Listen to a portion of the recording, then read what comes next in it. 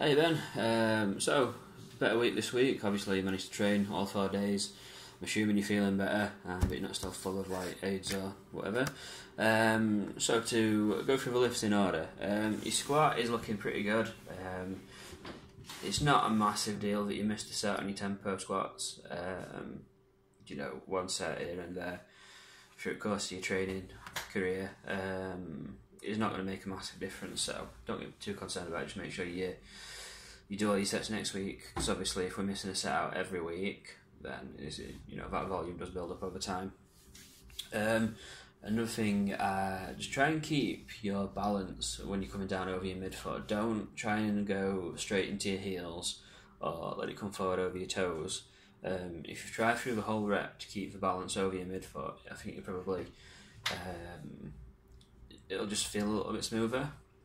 Because I think what I'm seeing at the minute is that you're coming back onto your heels as you descend, and then as soon as we need to reverse direction, your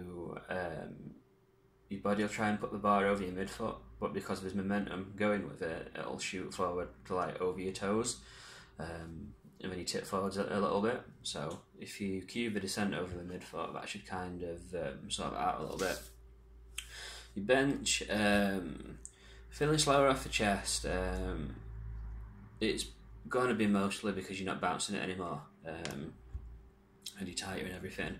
It does look better with a new setup, so I'm glad that's clicked in nicely for you.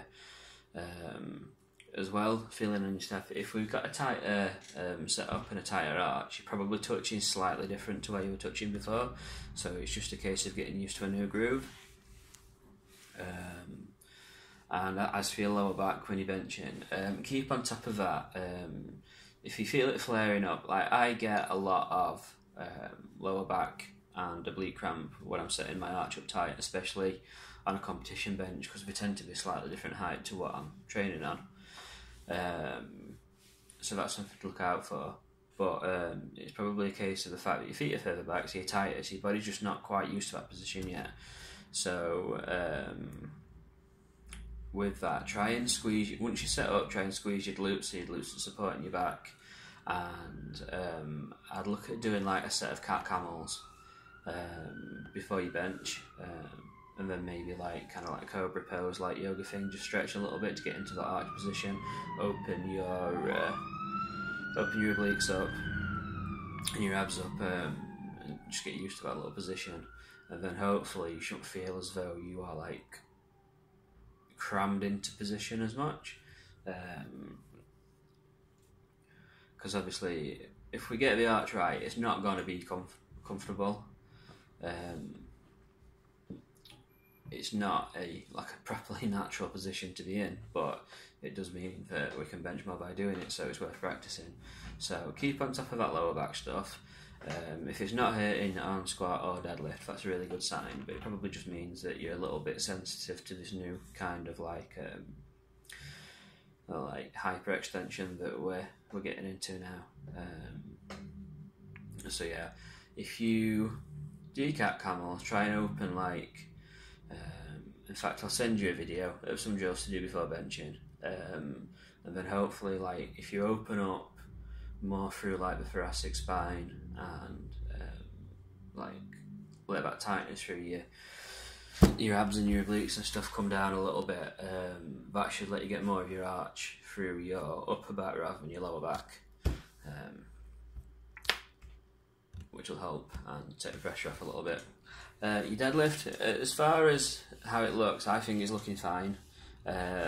Normally when people say wide leg conventional, what it tends to be is like, the majority of the time it's people that think a sumo deadlift should only ever look like Yuri Belkin's perfect form sumo deadlift kind of thing, and obviously not everybody has got Yuri Belkin's leverages or experience or technique or whatever, so it just doesn't look like that as well. When we're looking like the wide leg conventional kind of thing, what you tend to see is people with like the knees caving in, or they're basically just not achieving the mobility demands of a sumo deadlift. And to be honest, yours is looking okay at this moment in time.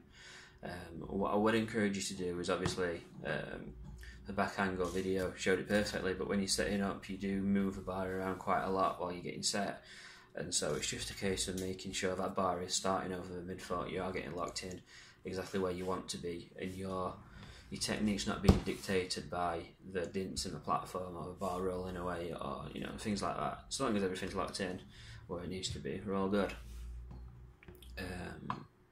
And so that's it for this week, mate. I'll send those videos over to help with your bench setup.